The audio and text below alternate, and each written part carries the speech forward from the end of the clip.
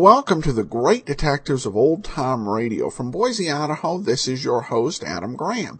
If you have a comment, email it to me, box13@greatdetectives.net. Give us a call, 208-991-4783, and become one of our friends on Facebook, facebook.com/Radio Detectives.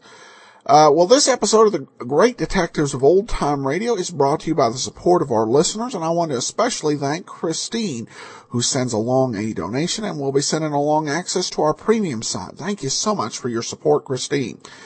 Well, we're going to bring you something very different in the world of radio. If you grew up in the era of television, particularly 80s and 90s, long-running shows would take a last bow. A final episode in which there would be changes made to the characters' lives, and plot lines would all be neatly tied up. Whether it was Growing Pains, MacGyver, Touched by an Angel, fans of long-running shows expect a send-off, answers key questions. Perhaps the one exception to this rule is detective shows. Usually they don't. The Monk series finale was a bit of an exception to this rule just because of the type of character Monk was. In the 1960s, when Perry Mason went off the air, the ending of the series left Perry, Della, and Paul planning for their next case. An indication that perhaps when it comes to those who solve mysteries, we don't necessarily see or seek a specific plot resolution for them, because we imagine them just continuing as they were, solving cases as they come along. In radio, it was rare among all shows, almost unheard of detective shows, to have an ending to a series that radically changed plot lines and resolved them.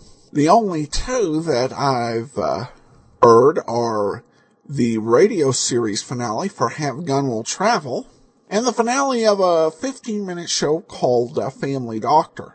And I've found that there are a few other shows that were syndicated in a block of episodes that had a very definite ending to the adventures. But the shows people talk about and regularly listen to half-hour shows generally didn't have endings. The Candy Matson San Francisco run definitely had an ending. One reason why programs didn't usually have an ending is there was always the possibility that you could be brought back to the air, and you didn't want to mess up a plot line that could be further explored. For example, there was Broadway Is My Beat, which was canceled in 1953, only to be brought back as a summer replacement series in 1954. Yours Truly, Johnny Dollar, was canceled several times and brought back. Comedy programs went off the air for the summer, always thinking that there was going to be a next season. And sometimes shows were canceled on one network only to be brought back on another.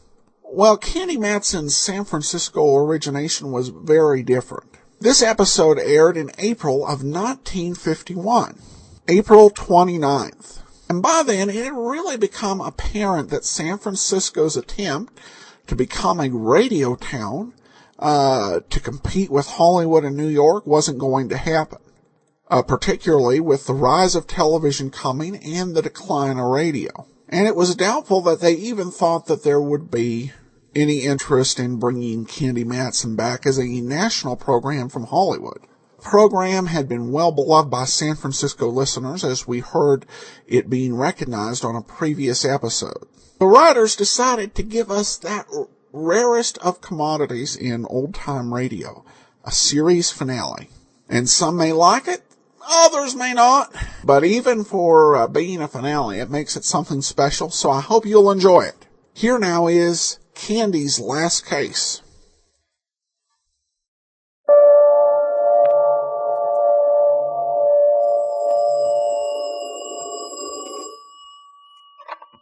Hello, Yukon 28209.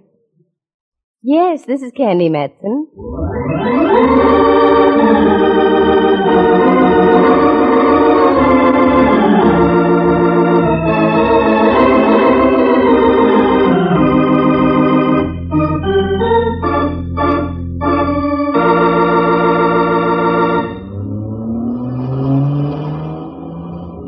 I do declare, Candy, this is a madder dash than the one made by Paul Revere. Look out for that man. I see him, Rembrandt. I know it, you know it, but does he? What's the reason for this wild scramble, girl? I started to explain, Ducky. Look at that car up ahead about a block. Yes, it's a police car. That's right. And do you know who's driving? Lieutenant Ray Mallard. That's whom. Though Mallard's driving, there's no reason to get yourself such a snit. I imagine the lad's driven before. I'm not worried about the mechanical aspects of placing a car in motion and guiding it to a predetermined terminal. It's the reason behind it that bothers me. That reason being what? I don't know what the reason is, and that's the rub. For days, Mallard's been avoiding me like the plague. I call him on the phone, all I get are muffled sentences. Nothing makes sense. Last night I waited in front of the Hall of Justice and followed him when he left. And where did he lead you, dear? Into a pool room or some such thing? No, pool room I wouldn't have minded. I shoot a pretty good stick of snooker, you know. That's beside the point, Candy. Come now, concentrate. Where did Mallard lead you? To a small hotel on Ellis Street. We met a man in the lobby who was wearing dark glasses. They huddled in a corner and talked for a while. Then Mallard left. I didn't duck back fast enough, and Mallard saw me. Oh, brother, what a bawling out I got. How strange. With that, he got in his car and drove away like frantic. That certainly doesn't sound like Mallard. I called to apologize this morning. He wouldn't even talk to me. And now this. He never drives a squad car unless it's absolutely necessary. Now you've got me curious. Something must be up. You're darn tootin', and I want in on it. Yes. Who does Mallard think he is, keeping things from us like this? Oh, he's stopping. I'd better hold it up right here. He's getting out, Candy. So I see. Look, he's waving up at the middle flat. Do you see anyone in the window up there, Ducky? Yes, a man. I can't quite make out his features, though. Yes, he's waving back. Well, what's Mallard doing now? Going up the stairs and in. How do you like that? Rather delicious, isn't it? Oh, I squirm with intrigue. Well, I squirm, too. Come on, Rembrandt, squirm out of the car. This is one time I don't mind doing a shadow job strictly for free.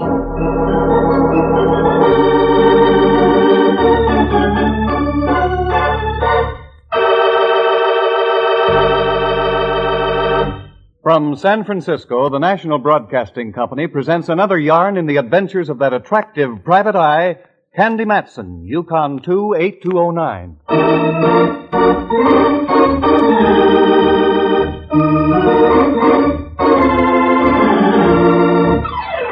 I knew there was something wrong 3 days before. Whenever I walk into Mallard's office in the Hall of Justice, where he lieutenants for the San Francisco homicide, and all I get out of the big guy is an ugh, something's foul in Dixie. You can play that in any key you like. And the ughs kept up, mentally and verbally. Add that situation with Mallard's mysterious friend in the dark glasses, and you've got something. Especially when Lieutenant Boy stops off at an old flat, waves to a gent, the gent waves back, and Mallard goes inside. Now we're all tidy and up to date. We waited for about 20 minutes outside by my car. 2 or 3 other people came and went.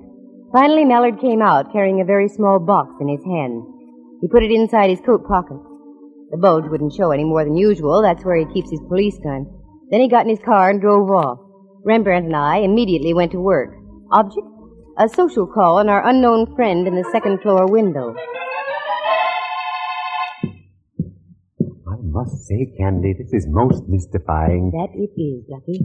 In all the years I've known Mallard, I've never seen him act like this before. What are we up to now, Dal? We're going to take a look at the guy Mallard went to see. Find out what he looks like. Sort of a racket he's in. Supposing Mallard hears about it, won't you be even further into the doghouse? Indubitably faithful old friend. But that's the chance I'll have to take. Here we are. Little flat. This must be one of those babies built before the fire and the quake. Yes, all 1906 conveniences, including a door knocker. Well, give it a blast, Ducky. What do you say? This sort of place gives me a galloping case of depression. Yeah, I know what you mean. All the ghosts of the past that century. Try it again, remember? Any harder, and the building will slide off its foundations. What is this? You could have heard that last knock out of the Farallon. Maybe he didn't hear you. Anyone in the neighborhood would have heard that knock. I'm going to try the door. Voila. Except that it only moves about 2 inches. Shove on it, dear. My thoughts exactly. It gives a little. Help me, Rembrandt. Very well. Hey, look. Under the door. That's blood. I wouldn't call it ketchup. Come on. Once again and harder. Oh, my word. That's the polite term. These guys are dead as they come. And look. What, dear? This is the Joe Mallard was talking to in the hotel lobby, even to the dark glasses. I wonder what Mallard will say about this. I was wondering the same thing. Come on, Rembrandt. I don't think I feel very well. That was an understatement. I felt worse than that. But I had to follow through now. Our next step took us down to the Hall of Justice for a little visit with Mallard. He was in. Just beat us back by about 10 minutes. He was still wearing the same scowl he had on the last time I'd spoken to him. You still mad at me, Mallard? No, I'm mad at myself. Did you stub your toe somewhere along the line, Minion? Is that it? No, but I'm about to. What do you mean by that, Footflash? You'll find out. And it's all your fault, too. You mean about last night, my following you? No, that was a dirty trick, but I forgive you. It isn't that. Then what is it? Yes, for goodness sake, stop sounding like a threepenny thrill book. I'll say what I have to say in my own good time, and nobody can force me to do otherwise. I've got news for you, Junior. The police can make you talk. The police? What kind of triple talk is this? We followed you out to that flat just now. We saw everything. What? Oh, the underhanded... So, you know. Yes, but why did you do it, Mallard? Because I'm a fool. Just a plain fool, and I ought to have my head examined. Also, the poor fellow you left out there. He needs his head examined, too. He sure does. Got a hole in it about the size a .45 slug would make. Wait a minute. What are you talking about? Don't you know? I thought I did. Now I don't think so. Now, come on, quick. What's this hole in the head routine? He's serious, Candy. I really think he is. All right, I'm serious. Come on, spill. Okay, I'll tell it to you like you don't know. We followed you out there. You wave up to the second story. Man looks out the window and waves back. Check. You go inside. We wait 20 minutes further away. You come out with a small object in your hands. You put said object in the inside coat pocket. Good report. Most efficient. You drive off. We go up to pay a visit. The host wasn't willing. He'd been shot to death. What? Oh, brother. And you thought I'd done it? Well? Well, really, Mallard, I don't see anything to laugh about. That's because you're not sitting where I am. Oh, Sister Susie, did you get your clues all fouled up? Let's get out of here. We got work to do.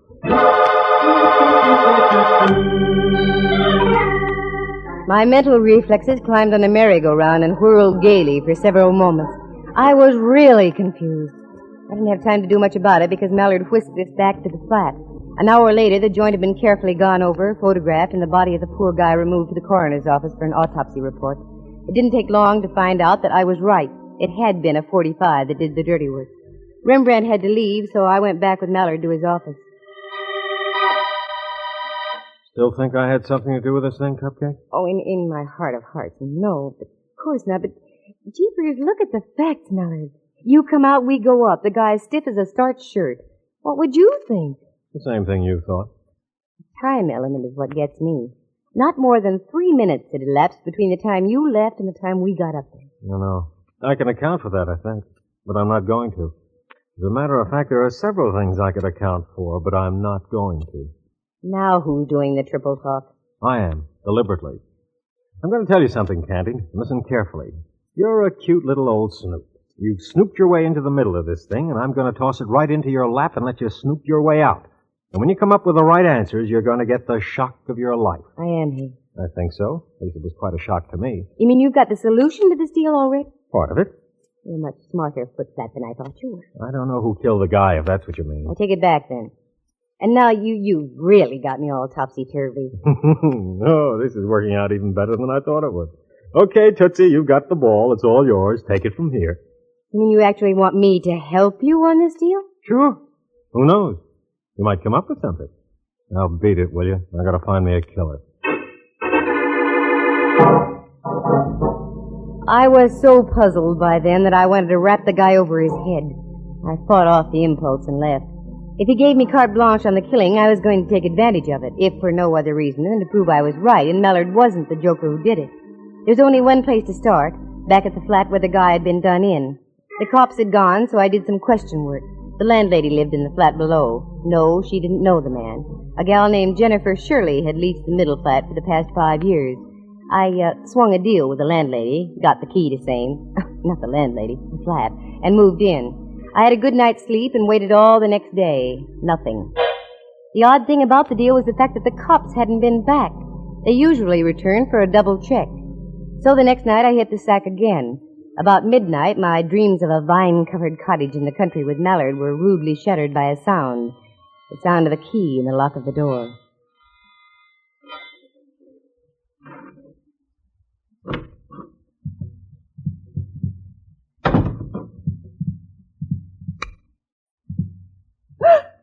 Oh, sorry, right, Jennifer. Take it easy. Everything will be okay. Who are you? Oh, I'm coming to that. Excuse me. You are Jennifer Shirley, I think. That's right. Use my nightie. If I'd have known you was coming, I'd have gone formal. Just what is all this? What are you doing in my flat? Where have you been, Jennifer? Seattle? Why? Didn't you read the papers up that way? I was too busy. Know a man named Everett Stone? Of course I do. He's a very good friend of mine. He was up from Los Angeles on business, and I let him use my flat. And now you're here. I don't understand this at all. Look over there at your front door. Everett Stone was shot to death right on that spot. Everett? Dead? I can't believe it. I'm sorry, it's true. You can prove you were in Seattle, Jennifer. Yes. Here. My plane ticket receipt and the stubs on my luggage. I just got in at the airport less than an hour ago. Just for the record, where did you stay in Seattle? At the Olympic Hotel. We can prove that too, can we? Of course. Now wait just a moment. The shock of all this slowed me down for a second or two. Just who are you and what are you doing here? Simmer down, Jennifer. My name's Matson, Candy Matson. I'm a private investigator. Oh, yes, I've heard of you. I'm trying to find out who knocked off your friend Stone. You got any ideas? Several. So have I. One being this. Does everyone around here wear dark glasses? You've got a pair on, too. Same kind Everett Stone was wearing. Here, have a cigarette.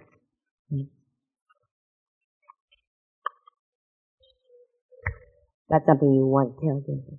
Yes, I do. The dark glasses are standard equipment for the type of work we're in. And what would that be? We're gem dealers, precious stones. Whenever we have a valuable piece of property in our possession, we're required by bond to wear these dark glasses. A disguise, so to speak? That's right. When Everett arrived from Los Angeles, he had with him the Cape Hatteras diamond. You've heard of it? Who has? It was about $500,000. That's right. He was on his way to Seattle to show it to a prospective buyer. The first night here, Everett appeared on a television show to display the diamond. As he left, he knew he was being followed. He called me and asked me if we could make a switch. Wanted to know if I'd take the diamond on up to Seattle and try to make the sale. And he'd stay here, is that right? Right. Well, it was a good switch, except that Everett got himself knocked off. There was trouble. Have you got the diamond with you? Right here, in my purse. Look. What a little beauty. And not so little as that. No. Oh, the most gorgeous thing I've ever seen. And you just carry it around in your purse like that? Certainly. Who'd think to look in a woman's purse? You've got a point. Lipstick, mascara, streetcar tokens, loose change, but not a $500,000 rock. Did Everett say what the man looked like, Jennifer, the one who was following him? Yes. He wrote a complete description for me. Have you got it?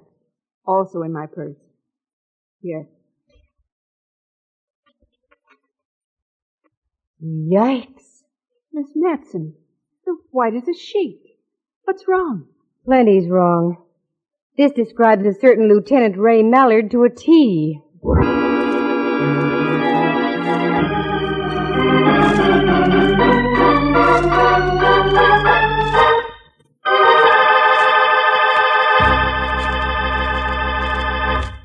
From San Francisco, you are listening to a National Broadcasting Company presentation, Candy Matson, Yukon 28209.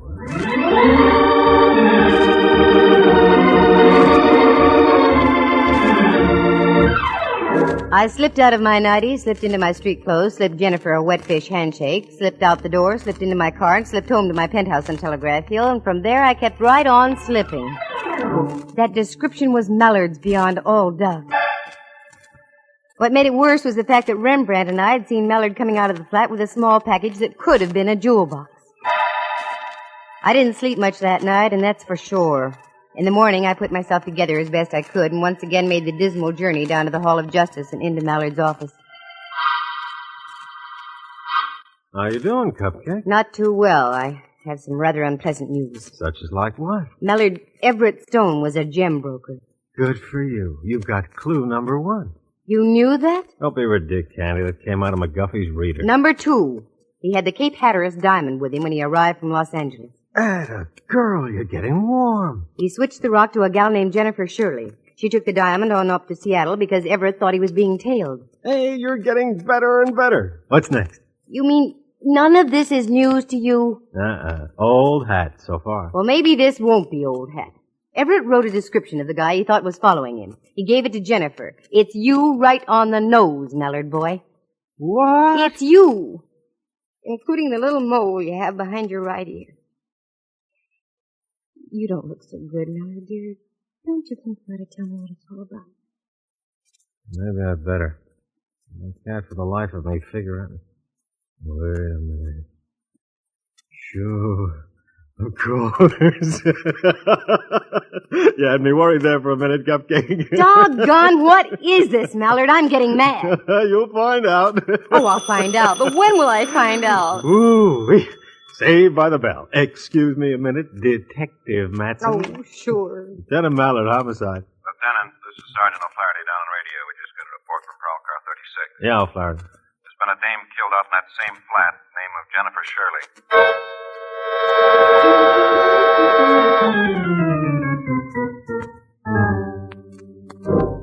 It was then I knew that Mallard was really in the clear. The phone dropped out of his hands and he looked as if he'd been slugged with a belaying pin. Mallard had work to do, so I left. Only this time I didn't go back to the flat. I have, tenderloin connections. So putting 2 and 2 together, I started making the rounds down around Turk Street. Turk, Ellis, Eddie, the whole section where the Easy Street boys hang out. I came up with nothing. Nothing until I stumbled into a little bar near Eddy Street on Leavenworth. I came face to face with an old acquaintance of mine. Name of, Montgomery the Mole.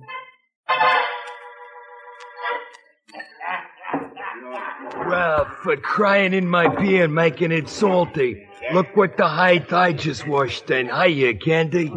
Hiya, Montgomery. I ain't seen you since the night you caught up with me former pal, Willie Cloud. Oh, I'm sorry I had to do that, Montgomery. Oh, I ain't. Hanging'd be too good for that crump bum. A little second story work ain't too far out of line. I can even swallow a well-executed stick-up. But when it comes to kidnapping and murder, us honest characters draw the line. That's why I'm here, Montgomery. Yeah? There have been 2 killings in the last 4 days. The grapevine must be slipping. I don't hear nothing about no rub-outs. They've been kept quiet for a reason. Just what the reason is, I don't know. Have you heard about any of out-of-town icemen dropping in the last few days? Not a one. Now, look, here's a 20, Montgomery. That's all I've got. I'll send you 20 more first thing in the morning. Is your memory improving? Ooh, just like I never lost it. Well, is there a jewel boy in town? Look right ahead of you up at the bar. Yeah? That's him. If he ain't a hot ice juggler, my name ain't Montgomery. Got in just about 4 days ago. Calls himself Finch. Oh, Montgomery, I love you. I'm moving over there. Do me a favor. Tip the bartender off. Tell him to keep my drinks well watered. It didn't take long. A guy from out of town gets lonesome. I was sitting at the bar no more than 3 minutes, and we were old friends. He kept the drinks coming, and by closing time, he really had a snootful. He offered to drive me home, and naturally, I accepted. We got out on the sidewalk, and suddenly he darted back into the tavern. When he returned, he was carrying something in a paper bag. We found his car and climbed in.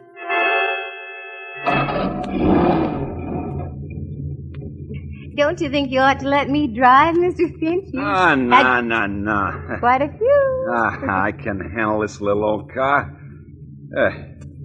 I'm sort of stranger here. You'll have to tell me which way to go. Oh, sure.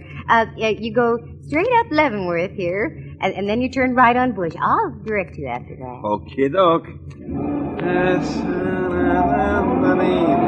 Oh, you sing real pretty. When did you say you got into town, Mr. Finch? Oh, about 4 days ago. Let's see. Yeah, that's right. What sort of business are you in? Business? I'm in no business. Retired, sorta. Oh. Got lots of money. Get lots more, too.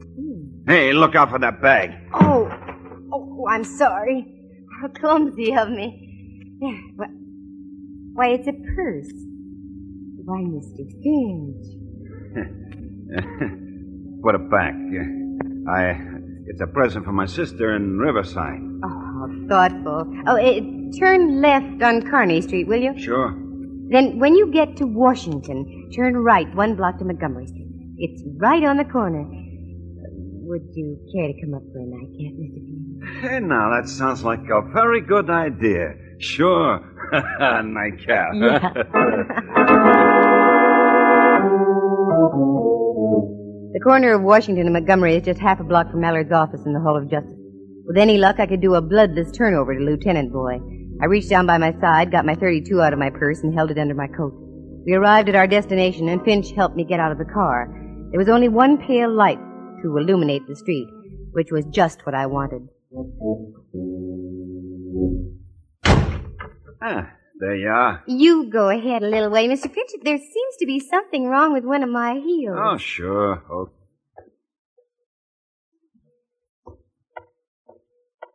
Don't turn around, Mr. Finch. Not if you value your life. This is a gun I've got stuck in your back, and believe me, I know how to use it. Say, what goes on here? I'm almost broke, if that's what you're This after. isn't a stick-up. See that door up the street in that big building? Just keep walking right on into that door.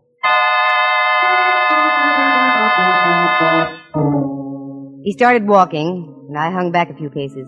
I didn't want to lose this baby. He was too good.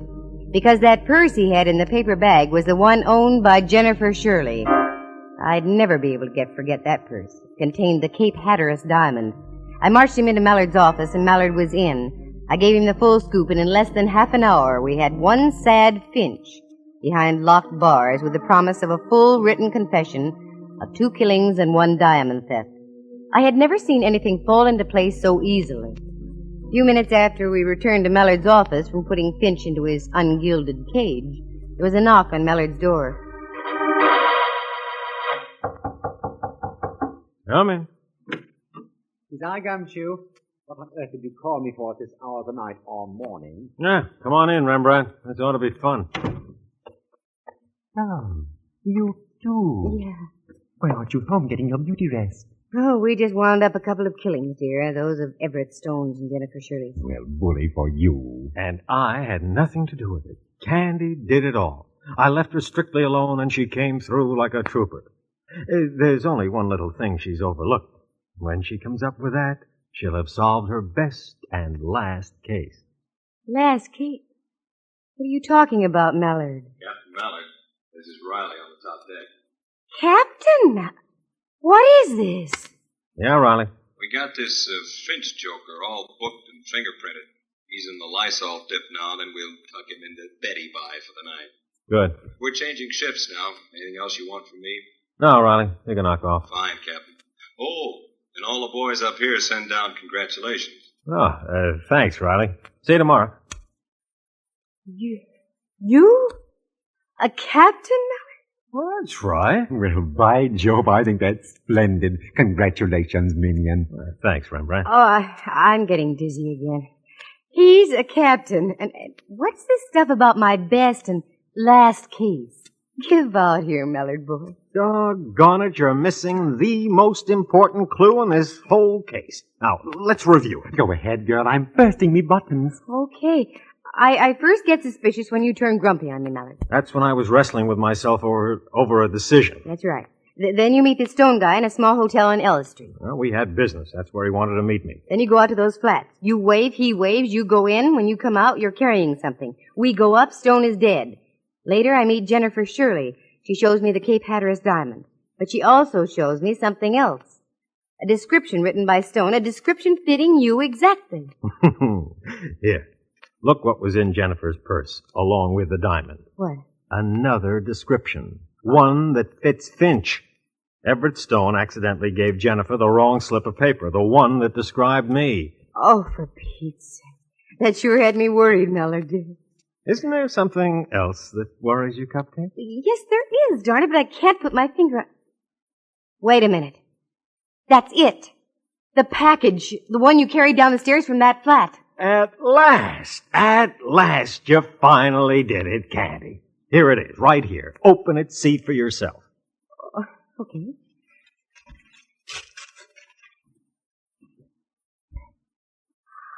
Well, it's beautiful. What a lovely ring. Did you steal this from Everett Stone? Sure did. The price he gave me made it a first-class deal. Why don't you try it on? Ooh, I'd love to. Oh, I don't think you're putting it on the right finger, Candy. Which finger do you mean? Third finger, left hand. Oh, you don't mean that... Mallard, tell me. I want you to be my wife, Candy, dear.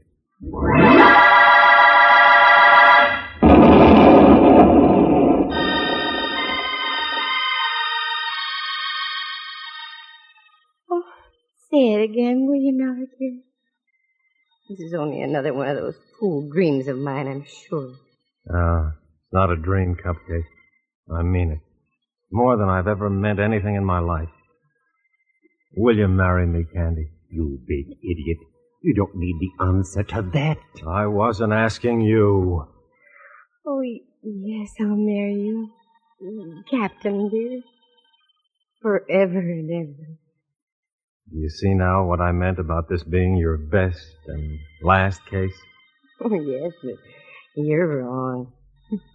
I have another and a bigger case coming up.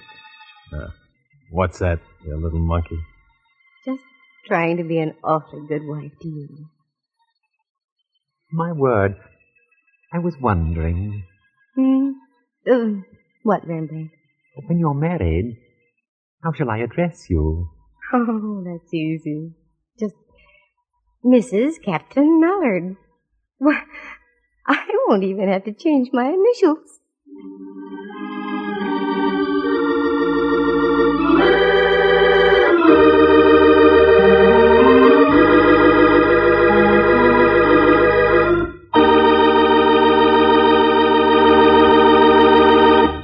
For excitement and adventure and romance, just dial... Candy Mallard, Mrs. Captain Ray. Yukon 282. Oh, that won't be my phone number. Oh, gee, I'm so confused. I don't know what I'm saying.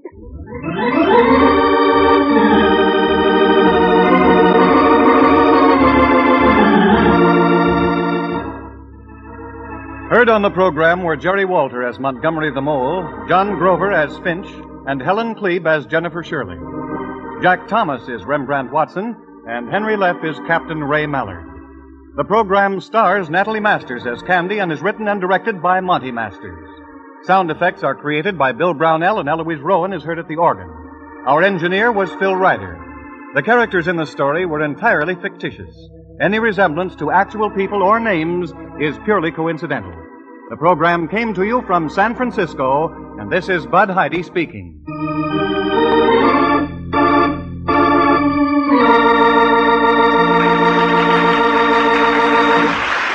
This is NBC, the national broadcasting company.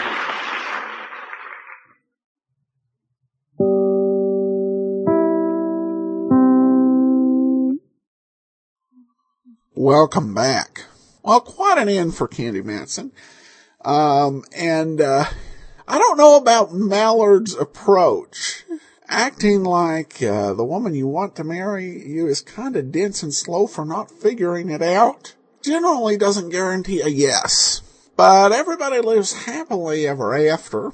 I think the case itself had some pretty daring exploits by Candy, which made it a pretty fun and enjoyable episode for that perspective. Well, we turn to listener comments and questions now, and I've saved the one specifically about Candy Matson.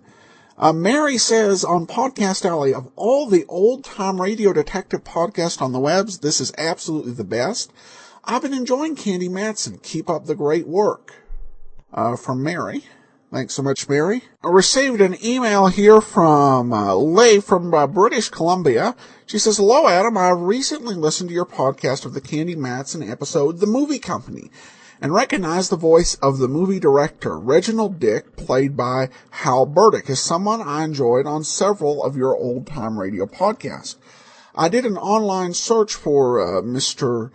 Burdick to find out what other radio programs he had starred in, and all that really came up was his role on Night Editor. Can you tell me what other radio programs I may have heard of him in?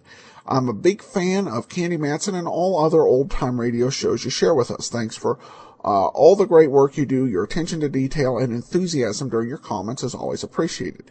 Thanks also to Andrew for making these programs sound so much more recent than they actually are. All the best from Lee in British Columbia. Well, thanks so much. Well, the name, I could not actually find anything. The name sent was Hal Rudick, and it was actually Burdick, so that might have affected it. The place I go when I'm looking for programs by an actor is I go to what's a website called Radio Gold Index. So radiogoldindex.com, just like it sounds, all one word. And I go under the artist search, and under Hal Burdick, all I found were night editor programs. Now, one thing that David Golden, who runs the site, makes clear is that it's not necessarily a complete list of everything that actors have been in, or is it always 100% accurate. But it's the best way to find parts that have feet or other roles of actors, because it's very nicely cross-referenced. Mr. Burdick may have appeared in other programs. One challenge is guest appearances don't always end up credited. And sometimes the people who are listening to the programs can guess the voices and they guess accurately, and sometimes they can't. So a night editor is all I'm able to find. If a listener is able to locate any other roles by Mr. Burdick, let me know, and I'll pass it along to our listeners, both Leigh as well as the rest of our listeners. Thank you. Dan provides us a little bit of trivia. A note about Candy Matson, the announcer of the show, Dudley Manlove, would go on to cult movie status when he appeared as Eros, the alien in Ed Wood's infamous Turkey Plan 9 from Outer Space. You can spot that very distinctive voice a mile away. And by the way, that was his real name. Well, thanks so much. And the Digital Deli's definitive Candy Matson page actually does have a picture of Dudley Manlove in character in Plan 9 from Outer Space.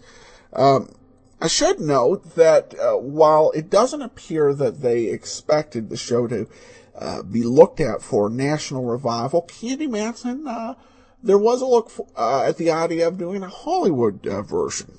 And so Natalie Masters returned to star and with a new cast, and we will tell you about that pilot episode next week.